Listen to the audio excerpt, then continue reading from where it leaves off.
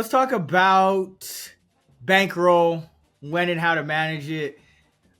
Sean, looking up the upcoming NFL season, for example, is identifying like a specific personal bankroll amount something that you do, or how do you recommend people manage their bankroll? How do you manage yours? I'm assuming yours is a little larger than the average. So that's why I also say, how do you recommend people maybe a little, just starting out manage their bankroll? Yeah, so bankroll management is such a underrated, critical part when it comes to sports betting.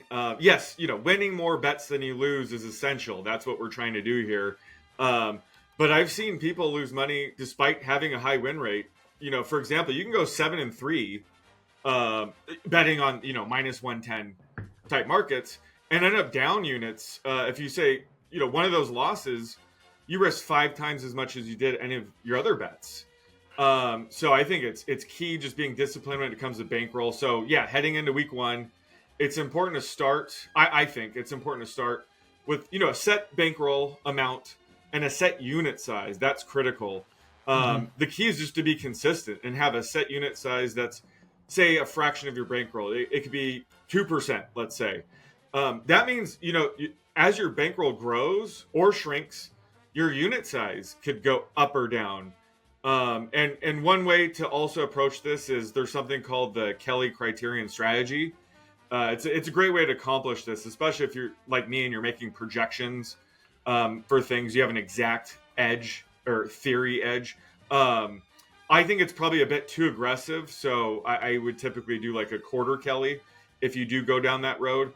But I'm limited, and especially when it comes to props, I'm limited, so I don't get to apply that as much. I'm just max betting, trying to get as much money down if I see an edge. Yeah. But if you're doing it the right way, you have a bankroll, strict unit size, say 2% of your bankroll. That's going to let you survive the inevitable, rough patches that come up, and it prevents you from tilting and chasing losses, which is a different thing. But it just lets you be more stable. And if you're winning more bets than not, your bankroll will continue to grow. And like I said, if you're winning bets, your bet size can actually go up.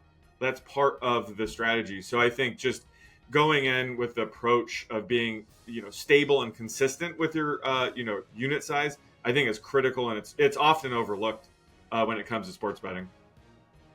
Yeah, and I would say that I would just add that's kind of like almost like the ideal you're aiming for. Because I will say, like, we know we have some information on the average bettor, and we know the average bettor is only spending like $5 and probably spending probably parlaying some stuff. So I would say you could be more aggressive when you're talking about like double figure bankroll amounts or triple figure bankroll amounts. Like when you really start wanting to be consistent and is when you have a substantial bankroll to work with, I think, and you actually can see yourself.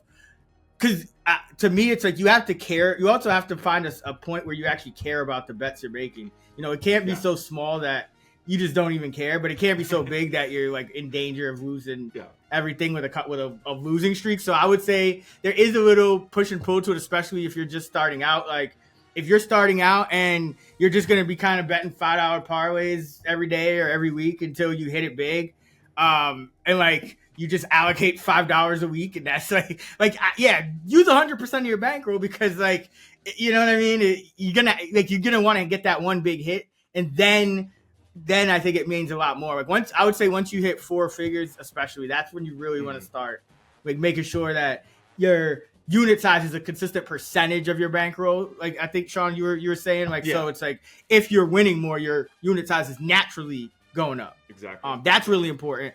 I would also say, to your point, Sean, one of the biggest things in terms of bankroll management, once you're at a place where you're comfortable with your bankroll, and you're not just throwing parlays at the wall to try to build one, I would say is line shopping. Like you need to be on multiple sites, because those limits that Sean mentioned on parlays can catch up to you really quickly, and you're not going to always be able to predict the limit.